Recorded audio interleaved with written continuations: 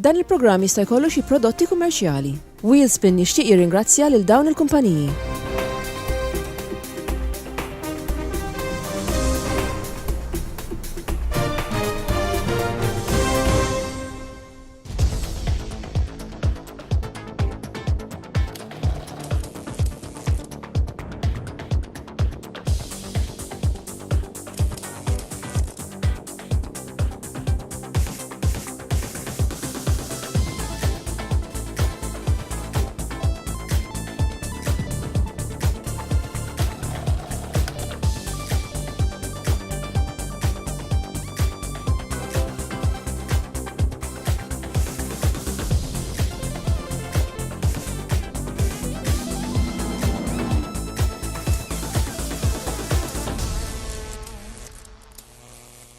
Insellem it-telespettaturi ta' Wheelspin u dawk kollha ta' Net Television ilqakom għal programm ieħor Wheelspin fejn illum ser ikollna test drive tal-karozza li għandi hawnhekk.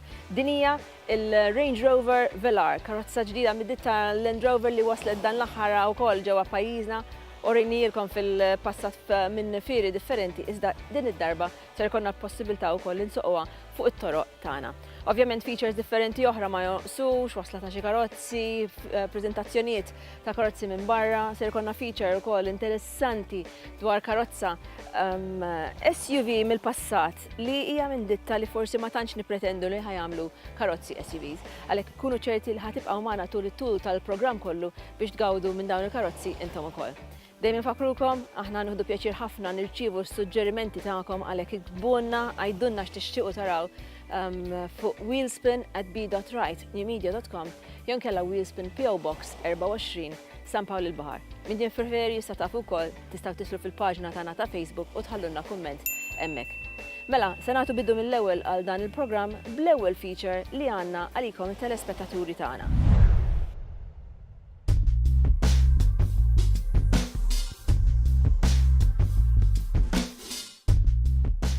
Il-karozza għat-test drive li għandna llum hija karozza li għandha storja warajha qed nirreferi għal modelli jenna nsegwu ftit mhux ħażin issa anke minn fieri internazzjonali dan huwa il-Land Rover Range Rover Velar.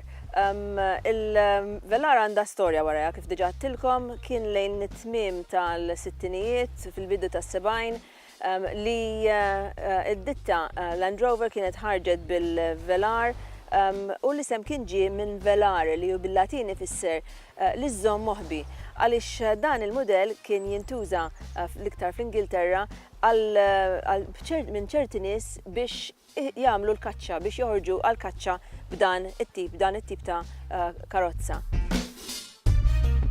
Karozza SUV li llum il-ġurnata hija karozza li ġiet introdotta biex timla dak il-spazju li kien hemm, dak il-vejkum li kien hemm bejn il-modell Evoque u l-modell Sport, Range Rover Sport. Jiġifieri tassew li d-ditta Land Rover qed tagħmel minn kollox biex pratikament toħroġ aktar SUVs biex tolqot swieq differenti. U f'dan il-każ hekk għamlet. Dan il-Velar huwa modell SUV u modell ta' ċertu lussu. Huwa mibni fuq l-istess platform tal-Jaguar F-Pace, karozza li aħna ħanajdulkom aktar dwarha u ħanġellukom ukoll tarawha biex tapprezzaw is-sbuħija tagħha. F'dan il-każ dan huwa il-modell SE, il-R Dynamic li għandu touches differenti li huma il-touches tal-iswed li hemm madwar il-karozza kollha. Fil-fatt dan it-tip ta' modell qed jirkaċċja l-aktar dan it-tip fuq l-abjad li qed tiġi ppreżentata biha dan il-modell.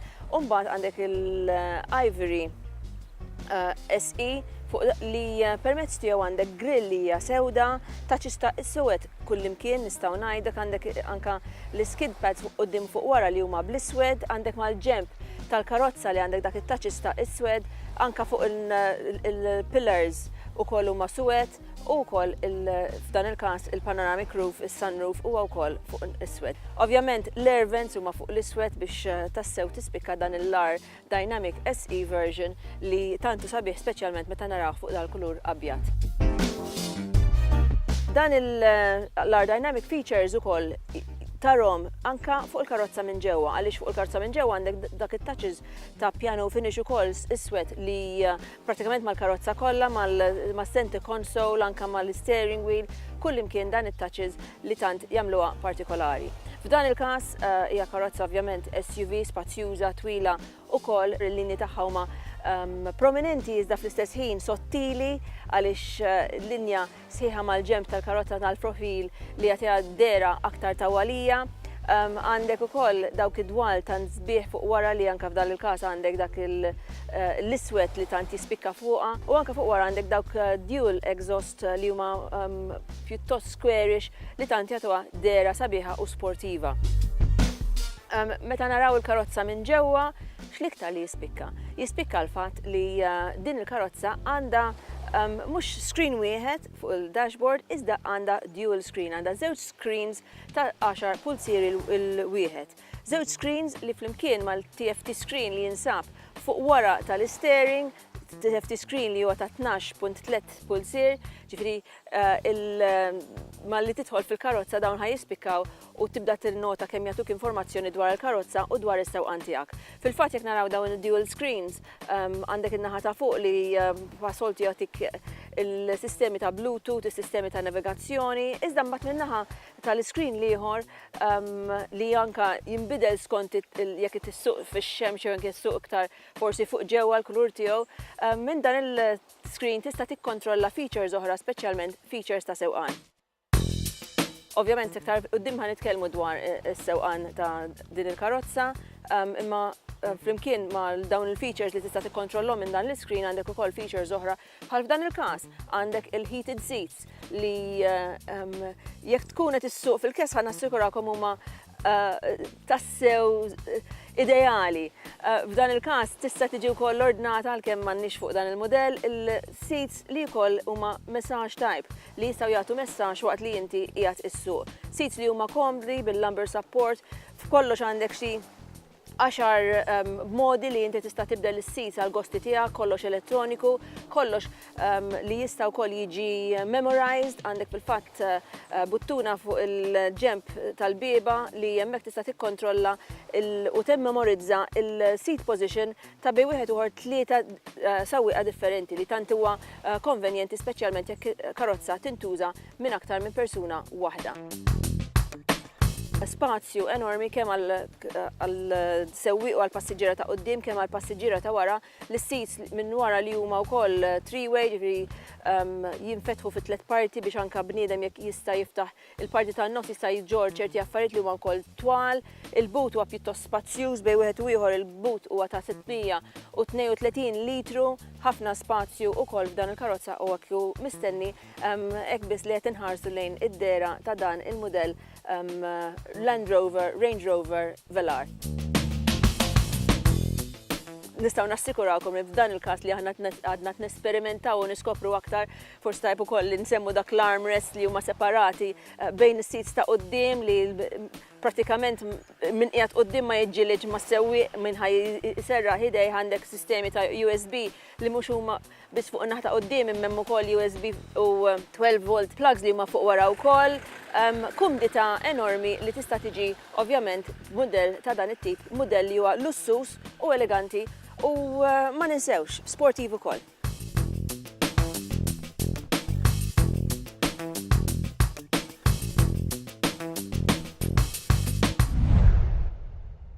Meta naħsbu dwar id-ditta Lamborghini, ftit naħsbu ħlief karozzi ta' ċertu performance, karozzi sportivi. Iżda fil-fatt id-ditta Lamborghini kienet ħarġet b'mudell SUV ta' ċertu saħħa.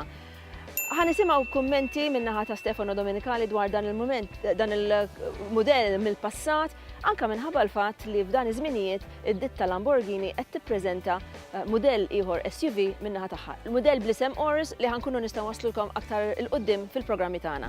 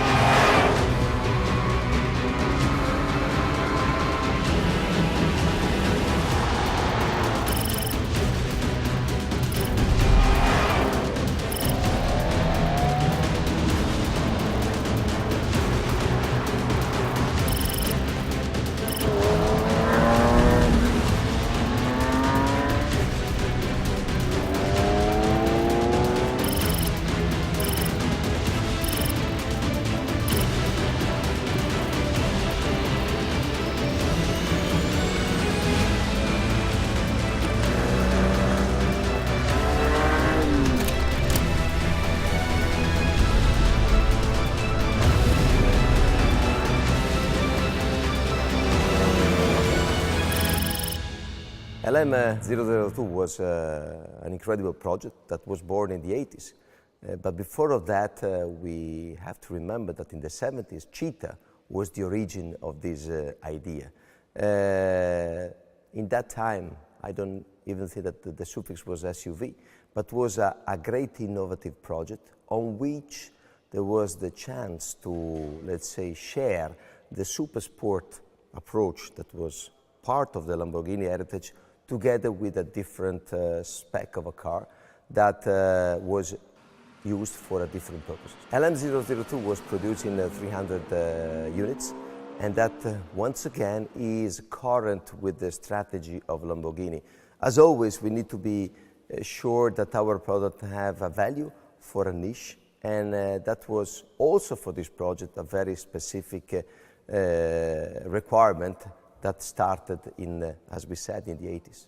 The LM002 was able to unify the two heart of Lamborghini, the super sport DNA of the car, so V12, Countach engine, so very powerful. At that time, 450 horsepower, so super good. And with this new dimension, with the big wheels, with this, as we call today, SUV approach. The specification of this car was always very, very interesting by a lot of very special people, and that's why this car today has a great value and is in the hand of super special people. When you see the architecture of the LM, it's amazing, you know, because all the four seats are really put it on the outside of the car, and you have this massive center tunnel. Of course, with our new car, we are much more efficient in terms of package, so the seats are closer together, but we are having also a lot of space in the interior. But in terms of design, when you look at the LM, there are some really also rugged-looking surfaces, but they are also perfectly, you know, to integrate some displays today, because the Urus will have really the latest technology in terms of connectivity, in terms of display. For me, it's really impressive, you know, because you cannot have a more proud and robust-looking front end than this one.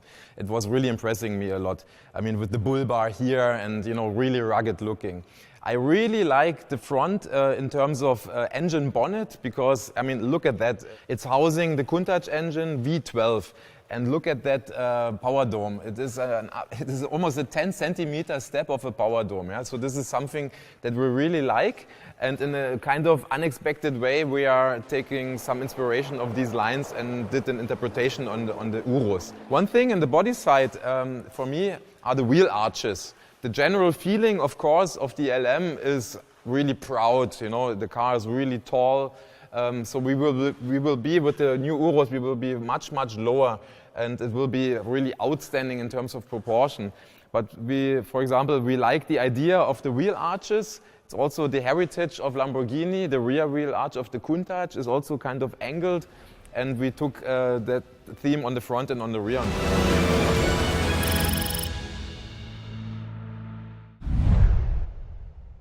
Wasalna biex namlu wafqa ta' ftit minuti, ibqgħu magħna fadal aktar x'narukom.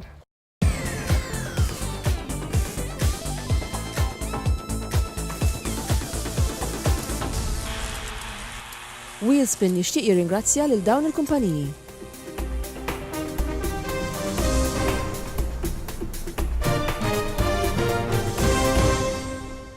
Maintenant, je réalise que tout, ce n'est rien. Et que rien, c'est tout. Excuse me, are you guys okay?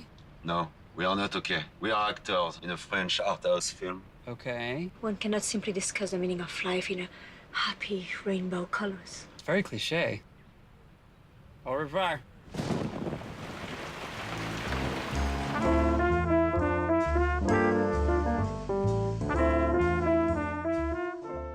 Smart. Anticipating. Touching. Seeing. Hearing. Feeling. Gripping. Stirring. Escaping. Everything you get from a sports car. Jaguar XE. Sicily. Christmas shopping bonanza with Virtu ferries. Due to popular demand, multiple voyages will be performed during the long weekends of the 8th and 13th December, public holidays. Early bookings recommended. Kids go free. Glide over the seas with Virtu ferries.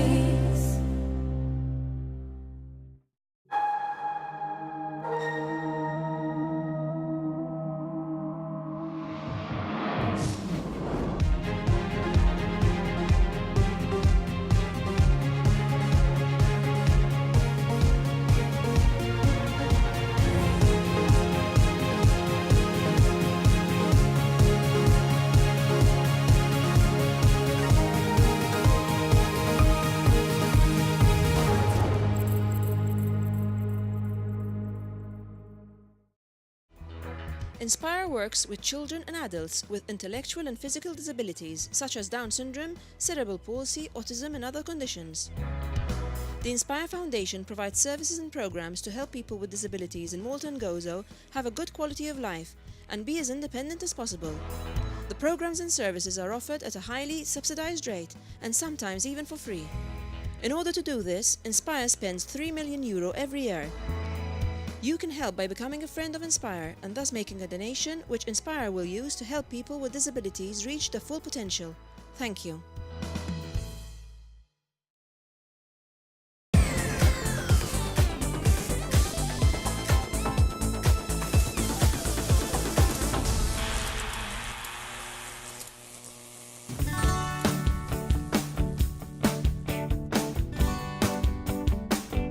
Se nkomplu nagħtu ħarsa lejn il-Range Rover Velar li għandna test drive illum u din id-darba se nagħtu ħarsa lejn is-sewqan ta' dan il-mudell. Ovvjament sewqan li mhux ħajiddisappunta biċ-ċert. Għaliex minn mindu ġbarna dan il-mudell dil-karozza minn l-aġent aħna kellna l-possibilità li tant napprezzaw is-sewqan tagħha għaliex tassew hija karozza li toffrilek dik il-grinta, dik il-sportività li bniedem li jħobb isuq li japprezza sewqan ta' dan it-tip żgur li ħajħu gost b'karozza tal-Range Rover Velar. Fil-fatt din hija l-Magna 3 litre diesel li tipproduċi xejn anqas minn 300 brake horsepower, CO2 emissions huma ta' 167 gram kull kilometru u tilħaq minn 0 sa 100 kilometru xejn anqas minn 6.1 sekondi biss. Ġifieri mill-ewwel mill-figuri ħadd indunaw il-grinta tal-karozza l-accelerazzjoni kemm hija waħda sodisfaċenti immens.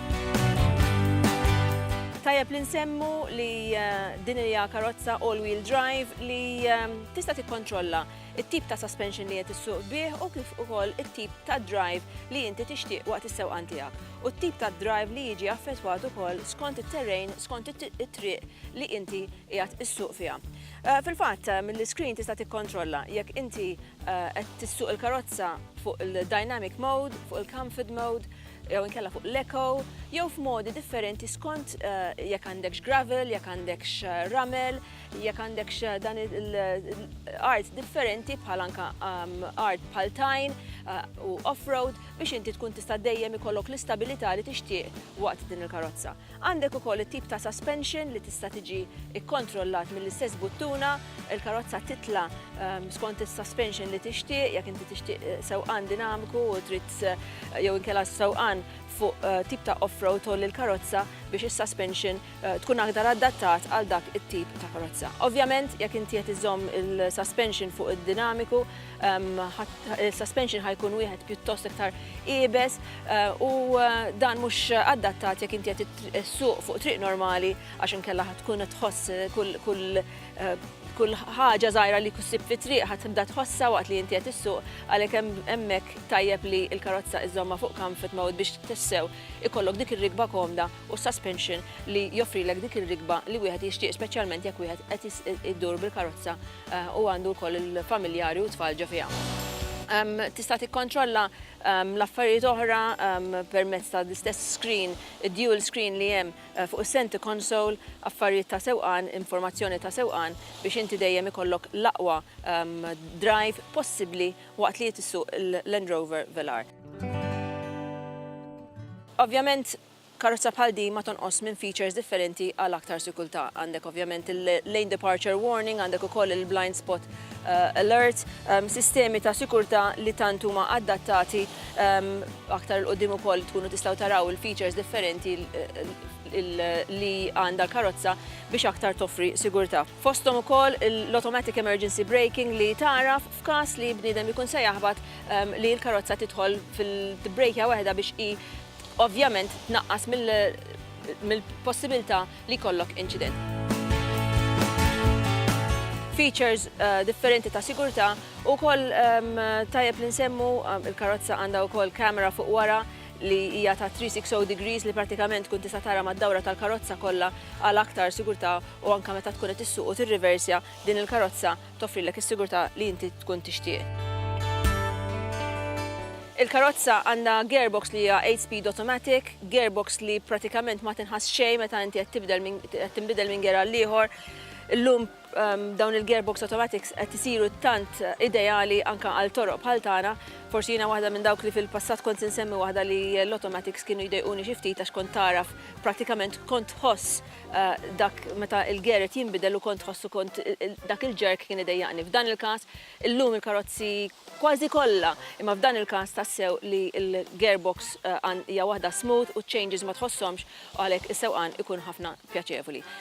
Meta niġu għal fuq it-triq il-karozza għandha grip fenomenali, ukoll l-steering huwa pjuttost ħafif iżda preċiż li pratikament inti tista' iddur kwalunkwe kantuniera u l-karozza ħatibqa' toffrilek il-feel ta' karozza li hija aktar ħafifa mela fil-fatt meta inti tares li hija l-karozza hija waħda kbira ma tantx ħafifa, anke meta tkun qed issuq ma tħossix li hija ħafifa, iżda f'dan il-każ l-steering tantu ħafif li tagħtik l-impressjoni li din hija karozza li hija aktar żgħira u aktar ħafifa.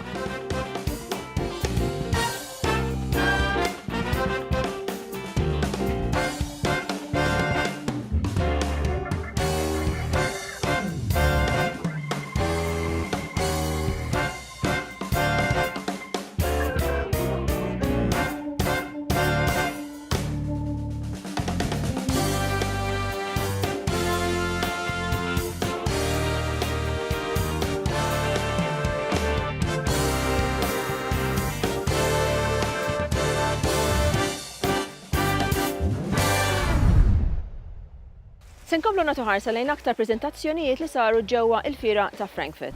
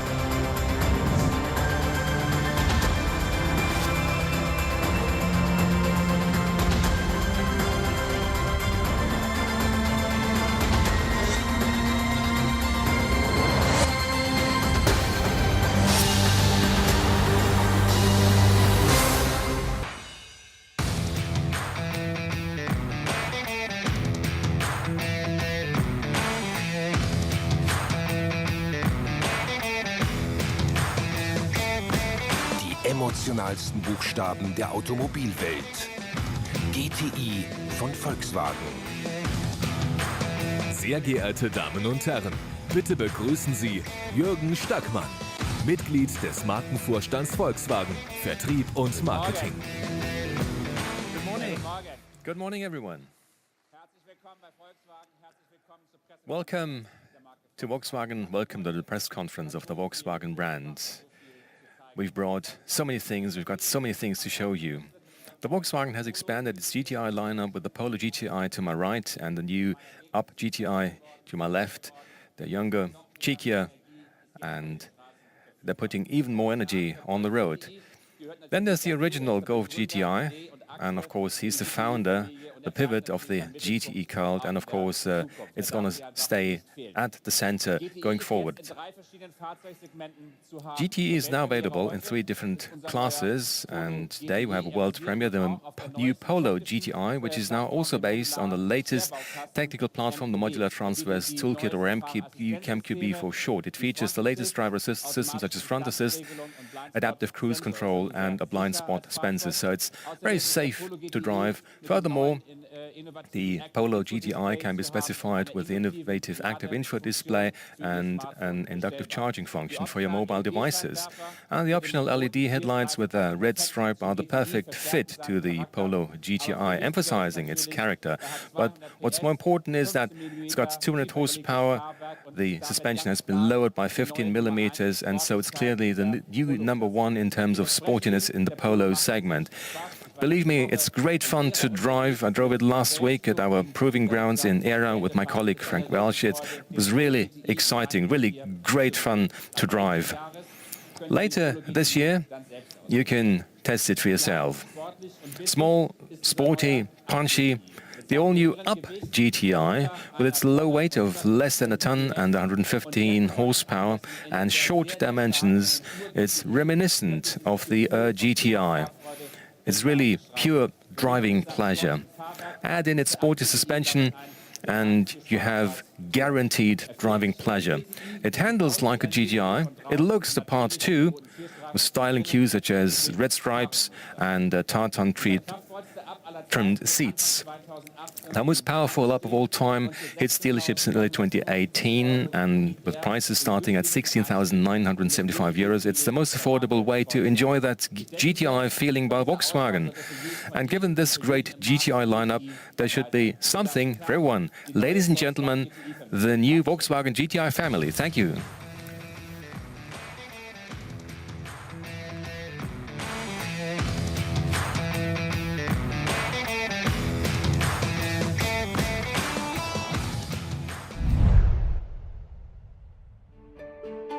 L-ewwel mewt wara inċident ta' traffiku seħħ fl-1869. Mary Ward waqgħet minn karozza steam powered u taf ġiet taħt ir-roti.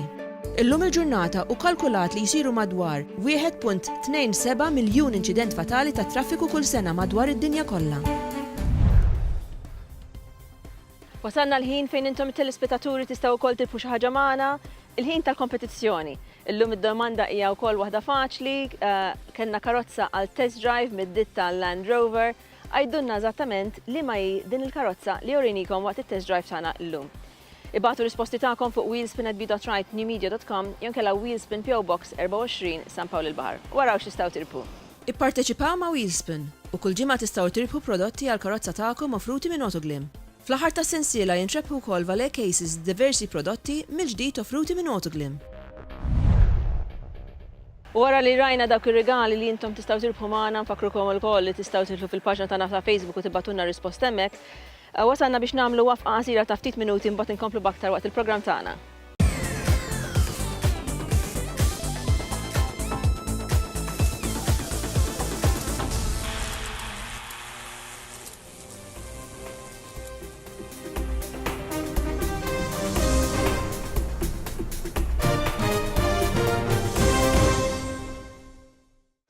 Anticipating,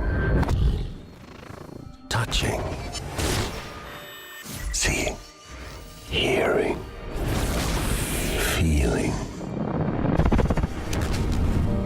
gripping, stirring, escaping. Everything you get from a sports car. Jaguar XE.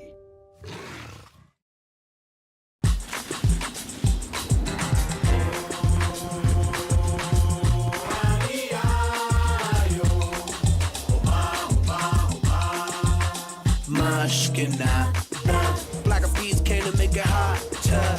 We beat the fire starter. Bubbling up just like lava, heated like a sauna. Penetrating through your body armor. Rhythmically we massage ya.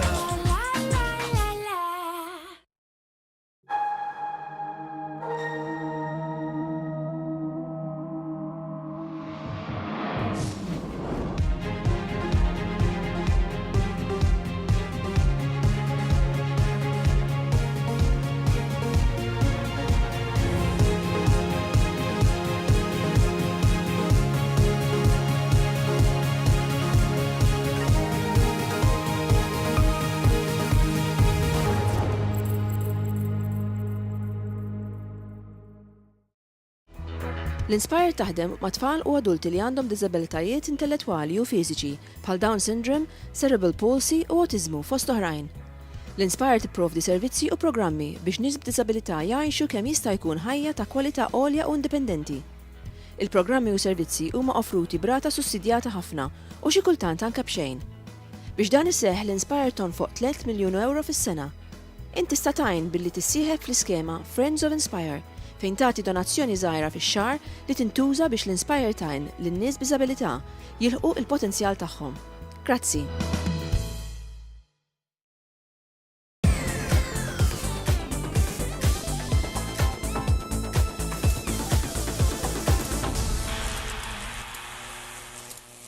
Ġewwa Frankfurt id-ditta Jaguar preżentat il-mudell Jaguar E-Pace. Ħan niskopru aktar dwar dan il-mudell. Se niskopru aktar dwar ukoll il-pjani li għandhom il-ditta Jaguar fuq karozzi elettriċi. Jaguar currently has the biggest lineup of cars in its history, and today 5 new models are making their Frankfurt debut. E-Pace, Jaguar's new cub that combines the DNA of a Jaguar sports car with all the practicality of a family SUV. And today, making its show debut is the new XF Sport Brake. It's the most beautiful estate car in the world, and it's packed with clever tech like gesture sunblind and tailgate, cabinet ionization and Wi-Fi hotspot. And today, we present the XE SV Project 8. It's the most powerful Jaguar ever built, a sensational 600 brake horsepower, 200 mile/hour super saloon. The cars before you today, well, they illustrate one of the greatest turnarounds and success stories in history for 2 of the greatest brands in the world of motoring.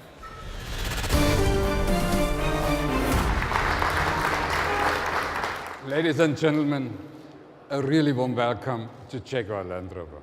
And today at Frankfurt Motor Show, you will hear how the automotive industry intends to create mobility for the future. We want to deliver a better environment for all of us. At Jaguar Land Rover, innovation is our nature, and we deliver. We are the first premium car company to race in Formula E. And the technology we are developing on the track allows us to deliver thrilling electric vehicles to our customers. And from 2020, every new Jaguar Land Rover will be electrified. We have even electrified our history.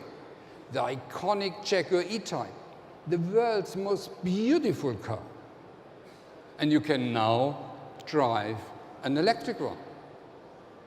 Today, we unveil the Jaguar I-Pace race car, which will compete in a single-make series running on the track prior to the Formula E races.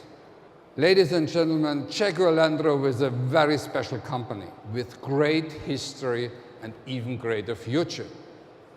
Ladies and gentlemen, let's meet tomorrow, today. Thank you.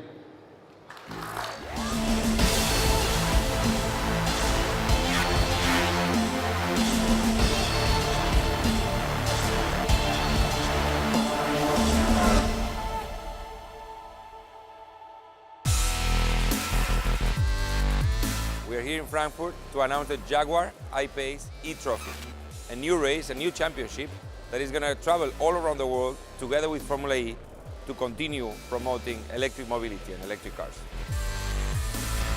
Ladies and gentlemen, let's meet tomorrow, today.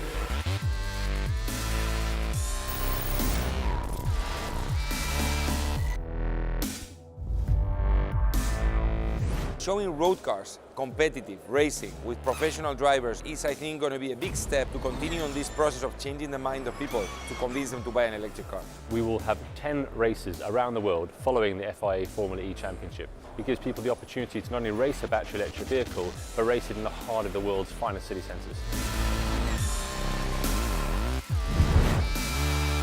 The Jaguar I-Pace e-Trophy really heralds a new era. What it means is you can now race with a battery electric production car. It's never happened before. We're incredibly excited to be the first brand to be introducing a car of this nature.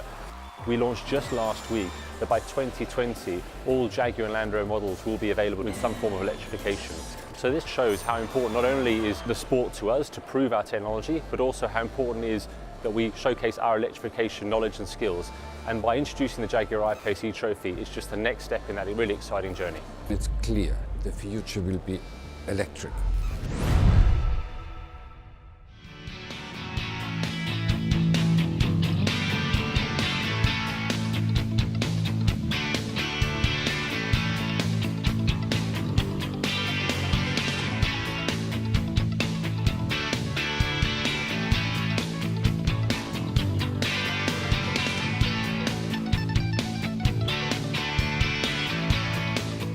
Din is-sezzjoni hija miġjuba lilkom minn Kynes Auto Sales Limited, rappreżentanti f'Malta ta' Mercedes, Smart, Renault, Dacia u ditti oħra.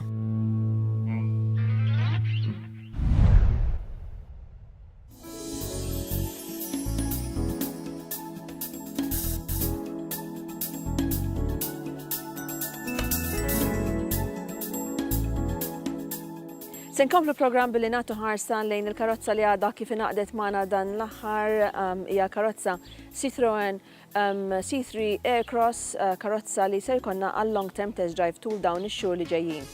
Tajdu li xejn differenza meta tagħmlu test drive ta' karozza normali jew inkella long term test drive. Id-differenza hi li meta jkollok karozza l-ġurnata jew tnejn, u mbagħad meta jkollok il-karozza għal aktar ġimgħat jew xhur, tkun tista' aktar tiskopri dak li l-karozza toffri u anke dak li anke toffri bħala meta niġu għal ekonomija u affarijiet bħal dawn. Ovvjament karozza meta tkun ġdida aktar ma tkun għandek aktar tkun tista' tiskopri l-affarijiet u il-features li għandha biex tagħmel is-sewqan tagħna aktar sikuru u aktar pjaċevoli. Meta jkollok karozza l-ġurnata, dawn kważi tiskoprihom, imma mhux b'dak il-dettall li intu tkun tixtieq meta inti qed issuq karozza għal aktar żmien.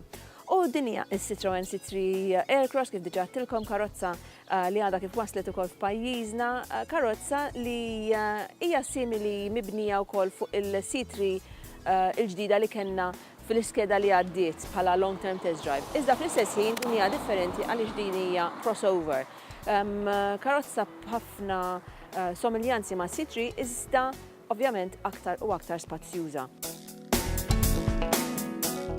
F'dan il-każ l-ewwel ħaġa li tolqtok meta tħares lejn il-karozza hija il-fatt li l-C3 Aircross hija kulurita immens. Hija karozza li tiġi ħafna għażla ta' kuluri, pratikament bniedem jista' jagħżel bejn il-kuluri li jrid kemm għal ġewwa kif ukoll għal barra, anke touches fuq il-mirja ta' barra u fuq il-roof rails. B'kollox fil-fatt din il-karozza toffri 85 kombinazzjoni differenti ta' kuluri biex tassew bniedem jista' jġib il-karozza li jixtieq b'dak il-kuluri li jixtieq.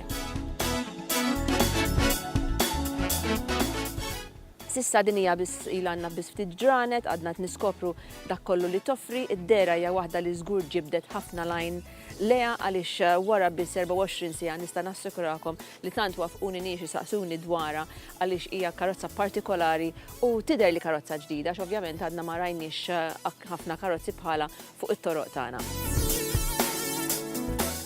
F'dan il-każ aħna għandna karozza li hija il-1.6 litre b'120 brake horsepower, karozza b'gearbox manwali diesel li tipproduċi xejn anqas minn 120 brake horsepower u CO2 emissions huma baxxi ta' 105 gram kull kilometru.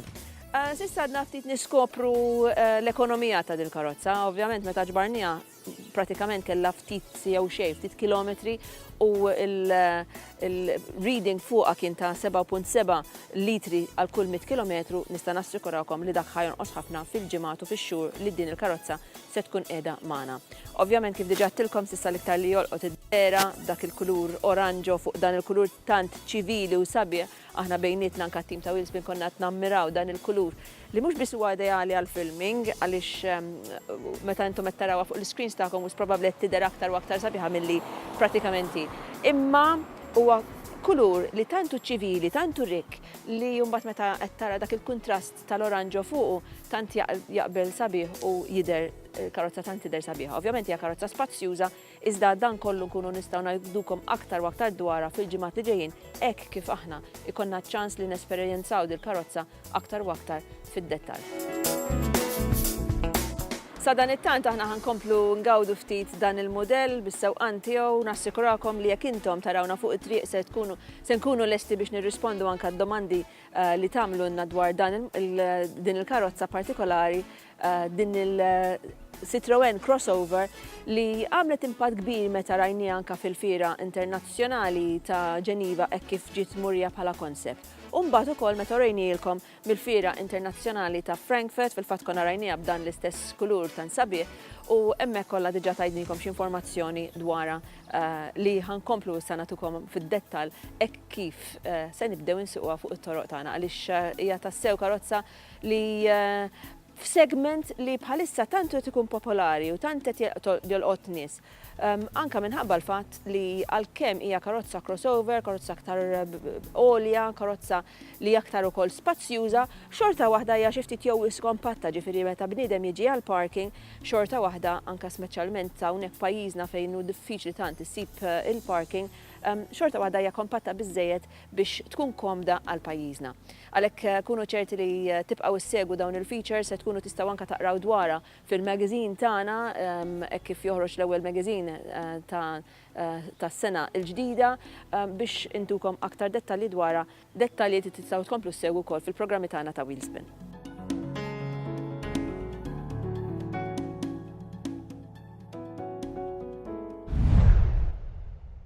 U bekk wasalna fit-tmiem ta' programm ieħor Wheelspin, nisperaw li dak li orejnikom fil-programm tagħna llum oġobkom u dejjem aħna nfakrukom li r-repetizzjoni ta' dan l-istess programm issir kemm nhar l-erba' fil-11 ta' flaxija kif ukoll nhar il-ħadd fil-25 ta' flaxija. U aħna nirringrazzjaw lilkom it-telespettaturi tal-li ta' kull ġimgħa tkomplu tibatunna dawk il-kummenti min-naħa tagħkom, aħna nieħdu pjaċir ħafna nirċievu minn għandkom u napprezzaw ukoll il-kummenti tagħkom li huwa wara kollox għal-ġid tal-programm tagħna. Nistidnukom li tkomplu tibatunna l-messaġġi tagħkom kemm bl-email address tagħna wheelspin@b.right.newmedia.com jew inkella l-indirizz postali Wheelspin PO Box 24 San Pawl il-Baħar għal min isib aktar faċli jista' jidħol fil-paġna tagħna ta' Facebook u jibgħatilna kumment hemmhekk. Ovvjament, program bħal dan jista' jittella biss bl-għajnuna ta' ħafna nies, aħna nirringrazzjaw lil Kynes Auto Sales Limited, lil Muscat Motors flimkien ma' BMW Malton Limited, lil Continental Cars, lil Virtu Ferries, lil Autoglim, lil Hotel Excelsior u wkoll min-naħa tiegħi nirringrazzja lil Alex Lapira minn Alex Lapira Hairdressing għal xari. Appuntamenti ieħor għal magħna nhar it-tnejn fl-10 ta' flaxija. Aktar waqt il-programm tagħna Wheelspin dik il-ġimgħa għalhekk kunu ċerti li tagħmlu appuntament għal magħna nhar it-tnejn għal aktar u aktar karozzi sbieħ.